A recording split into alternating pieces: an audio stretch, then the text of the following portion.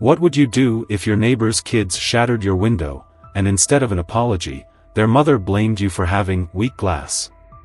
The sound of breaking glass sent a jolt of panic through me. 1 second, I was sipping my coffee in the kitchen, enjoying the rare moment of peace, and the next, my living room exploded into chaos. The unmistakable crash rang through the house, followed by a sharp gust of wind from where my window used to be. My heart pounded as I rushed into the living room. Sunlight streamed through jagged edges, broken shards glittering across the hardwood floor like ice. I barely had time to register the damage before I saw them, Maddie and Lily Whitmore, standing frozen in the middle of my front yard, their faces pale with guilt. Between them lay the obvious culprit, a soccer ball, sitting there as if it hadn't just cost me hundreds of dollars in repairs. My stomach tightened.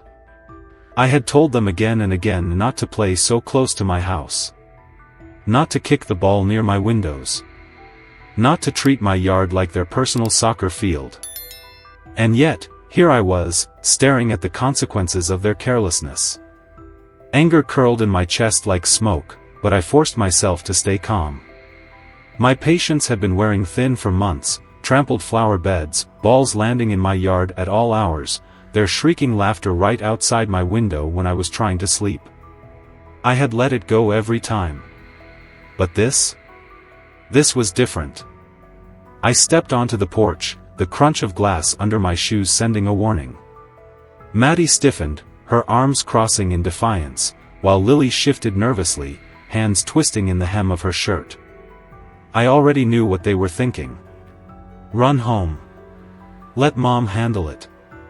Let Mom fix it. And just as I expected, before I could say a word, the front door to the Whitmore house swung open. Karen had arrived. And this fight was only just beginning. Karen stepped onto her porch with the kind of slow, deliberate movements that made it clear she wasn't in any rush to deal with the problem. She didn't look at the shattered window. She didn't glance at the soccer ball still sitting in my yard like a ticking time bomb. Instead, she looked directly at me, arms folded across her chest, her expression carefully composed, as if this was some minor inconvenience I was blowing out of proportion. "Oh wow," she said, voice laced with exaggerated concern. "That's unfortunate. Unfortunate." That was the word she chose. My jaw tightened. "Your kids broke my window." I kept my voice level, but there was no hiding the frustration simmering beneath my words. Karen sighed, glancing over at Maddie and Lily, who were still standing frozen in the yard. "Girls, is that true?" Maddie, always the bold one, barely hesitated. "It was an accident." Karen turned back to me with a shrug. "See? Just an accident." I exhaled sharply. Accident or not, someone has to fix that window, and it's not going to be me. That was the moment her entire demeanor shifted. The fake sympathy vanished, replaced by something colder, sharper. "Look, Daniel, I get that you're upset, but maybe if you were a little more prepared for things like this, it wouldn't be such a big deal." I stared at her, my fingers curling into my palms. "Prepared?" She gestured vaguely at my house. "I mean, it's not like you have protective barriers or anything. Maybe tempered glass? I don't know, something a little sturdier for a neighborhood like this. I mean, really, you can't expect kids to be perfect all the time." I let out a slow, controlled breath. "You're seriously telling me this is my fault?" Karen tilted her head, offering a condescending smile. "I'm just saying accidents happen, and maybe you should have taken precautions instead of waiting for a problem to pop up." I could feel my blood pressure rising. She was doing exactly what I expected, deflecting, gaslighting, shifting blame anywhere but where it belonged. I knew if I let her keep talking, she'd find a way to make it seem like I was the unreasonable one for even bringing it up. "No," I said firmly. "Your daughters broke my window. That means you pay for the repairs." Karen's lips pressed together in a thin line. A challenge flickered in her eyes, and I knew then that she had no intention of taking responsibility. She sighed, feigning exasperation, as if I were being difficult. "Look, I'll think about it.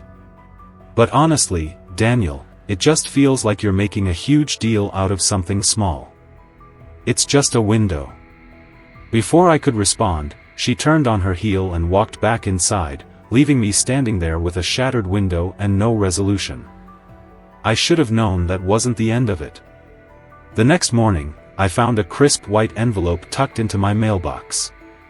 I ripped it open, and my stomach clenched as I read the letter inside. A notice from the HOA. Dear homeowner, it has come to our attention that your property may be in violation of Section 4.2 of the Community Safety Guidelines, specifically concerning potential hazards related to proximity to recreational areas. Please be advised that failure to address these concerns may result in further action. I reread the letter twice, my anger growing with each pass. A violation? For what? I had done nothing wrong.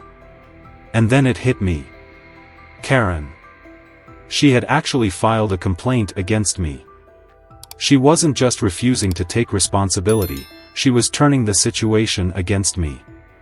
I marched straight to her house, knocking harder than necessary. She answered with an infuriatingly smug smile, as if she'd been expecting me. "Daniel," she said sweetly. "Something wrong?" I held up the HOA letter. "You filed a complaint against me?" She feigned surprise, placing a hand on her chest. "Oh, is that what this is about? I just had some concerns about how close your house is to where the kids play. I mean, you can't really blame them for accidents when your windows are so vulnerable." I clenched my jaw. "You think I'm the problem here?" Karen sighed dramatically. "Look, I just did what I thought was best for the neighborhood. We all have to be mindful of safety, don't we?" I was 2 seconds away from losing my temper when she delivered the final blow. "Oh, by the way," she added casually, "I also let the HOA know about the mess in your yard. All that broken glass. Not exactly aesthetically pleasing." I took a step back, barely believing what I was hearing. She wasn't just trying to avoid paying, she was actively trying to make my life harder. As I walked away, my hands clenched into fists, I knew one thing for certain. This wasn't over. The next few days felt like an endless cycle of frustration. I couldn't believe how far Karen was willing to go to avoid taking responsibility for her kids. Every time I tried to make a logical argument, she had a new excuse or a deflection, turning everything around to make it seem like I was the one in the wrong. The HOA complaint was bad enough, but now I was really starting to feel like she thought she could push me around just because she had more pull in the neighborhood. I had given her plenty of chances to do the right thing. I'd asked politely for her to cover the cost of the repairs. I'd explained that the situation wasn't just about a broken window, it was about respecting boundaries and taking responsibility for actions. But each time, she brushed it off as if it were nothing, a minor inconvenience that could easily be swept under the rug.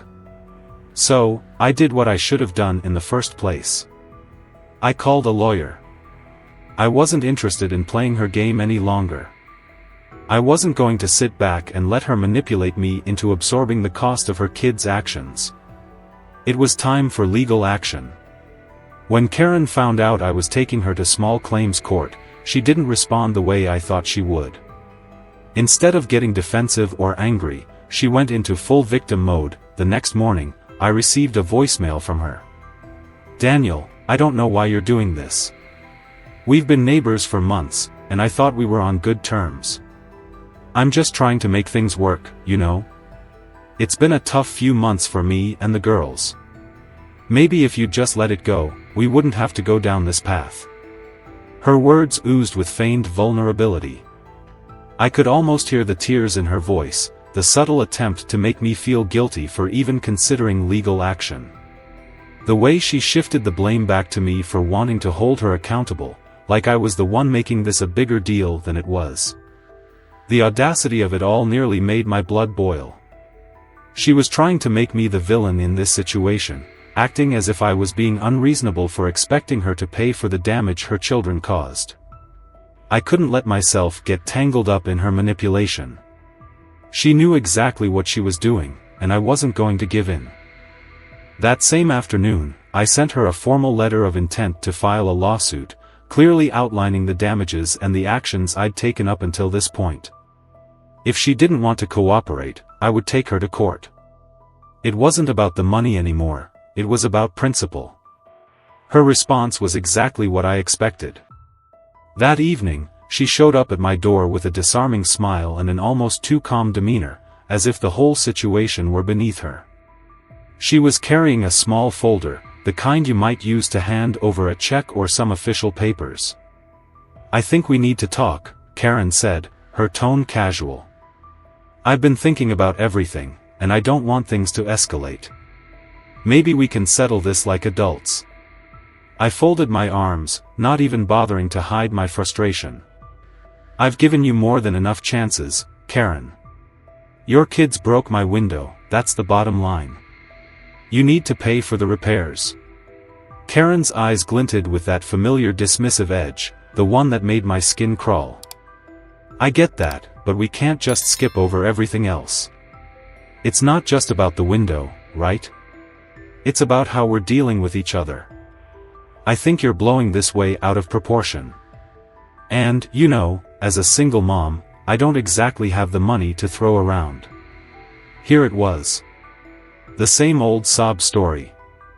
The same rehearsed line about how she was just trying to make ends meet, and how it wasn't fair that I was demanding her to take responsibility. It was always the same: shift the blame onto me, make it seem like I was asking for too much, and guilt-trip me into backing down. But this time, I wasn't buying it.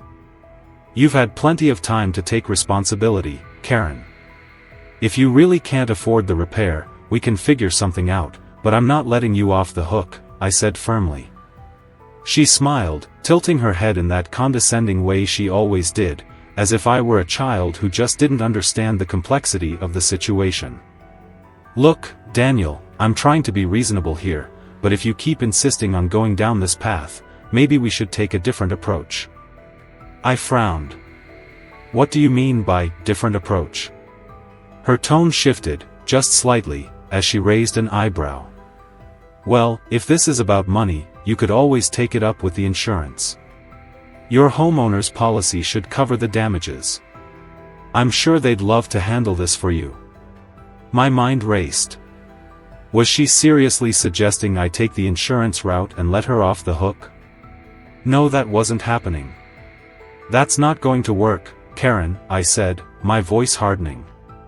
"I'm not going to let you manipulate me into absorbing the cost. If you don't want to pay for it directly, I'll make sure you do through legal channels. It's not up to me to solve your problems." Karen's expression shifted, but this time, I saw something in her eyes, ****, a flicker of annoyance, ***, she wasn't used to people standing their ground like this. The smile faded, and for a split second, I thought I saw a glimmer of frustration. She exhaled sharply, almost theatrically, before speaking again. "Well, if you're going to be like that, maybe I'll just let you take it to court. But don't say I didn't try to be the reasonable one." I didn't say anything. I just watched as she walked away, the sound of her heels clicking sharply against the pavement.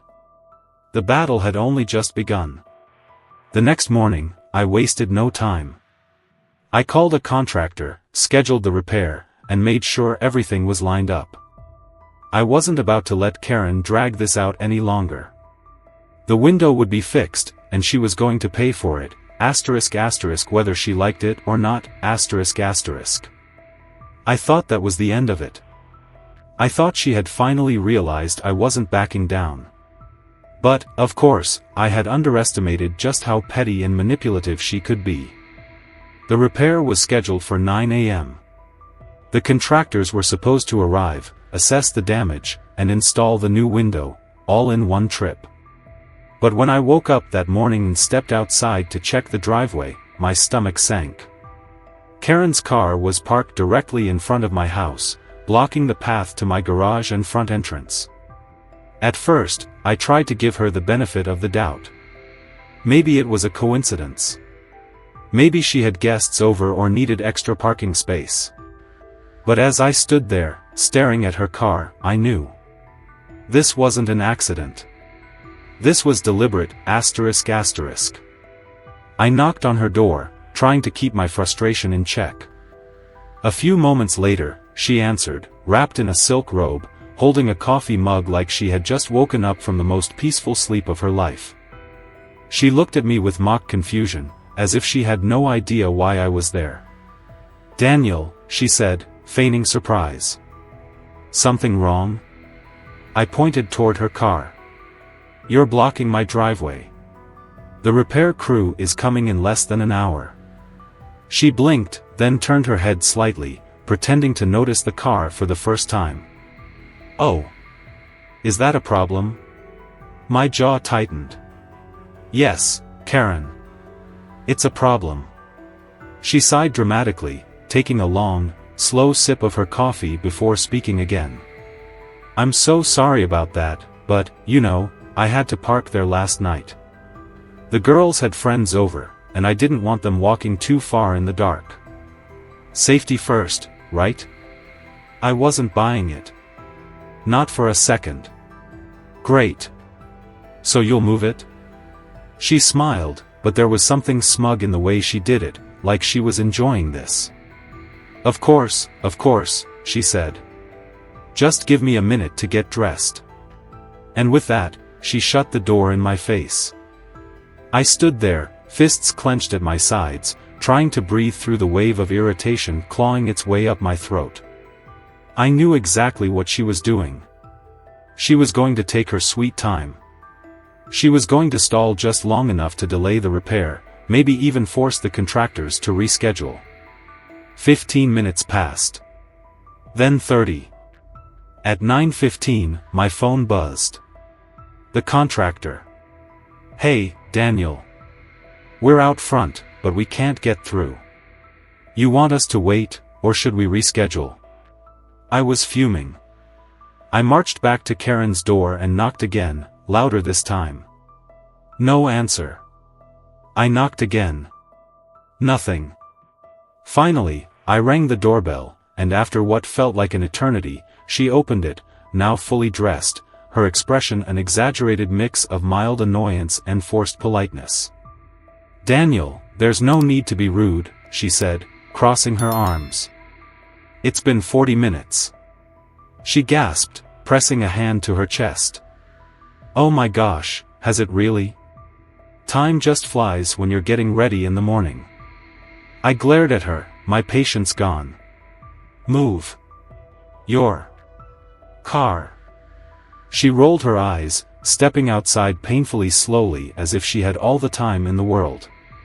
Finally, after another 5 minutes of leisurely stretching, fumbling for her keys, and taking another sip of coffee, she moved the damn car.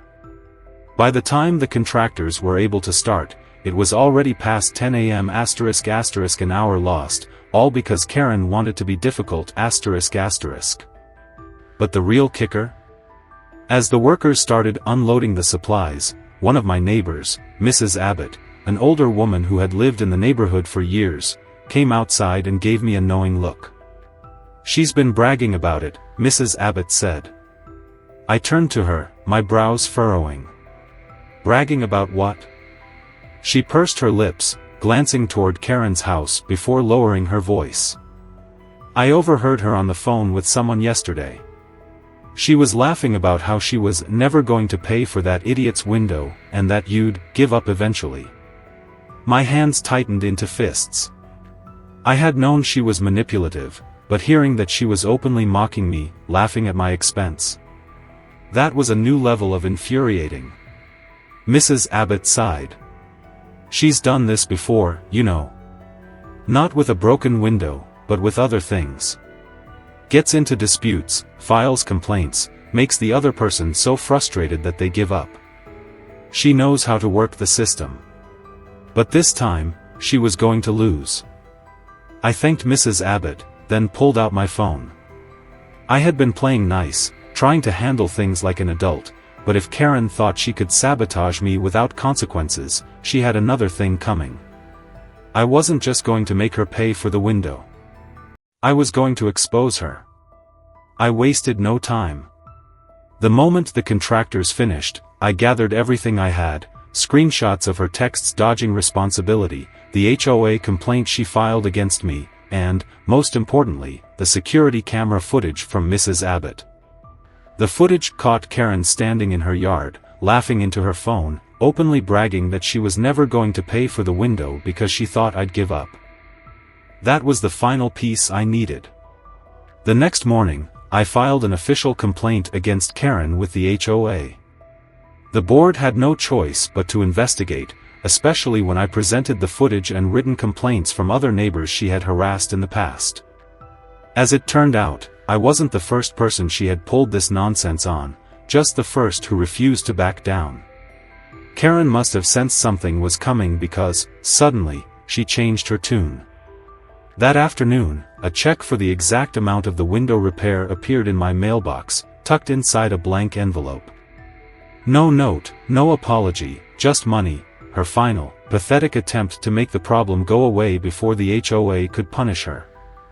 But I wasn't about to let her weasel out of the consequences.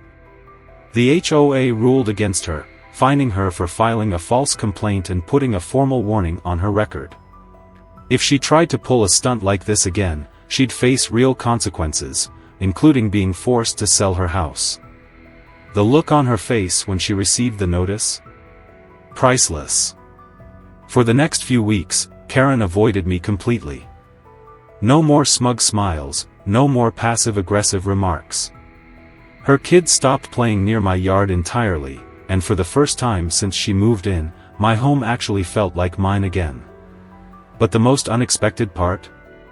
A few days after everything settled, Lily, her youngest daughter, appeared at my fence. She fidgeted with the hem of her shirt, looking hesitant before finally whispering, "I'm sorry about the window." It caught me off guard. Out of everyone in that house, I had least expected an apology from her. I nodded, offering a small smile. I appreciate that. Karen may never change. She may never admit she was wrong. But maybe, just maybe, her kids wouldn't turn out like her. Have you ever dealt with a Karen who thought they could get away with anything? How did you handle it? Share your stories below. I'd love to hear how you fought back.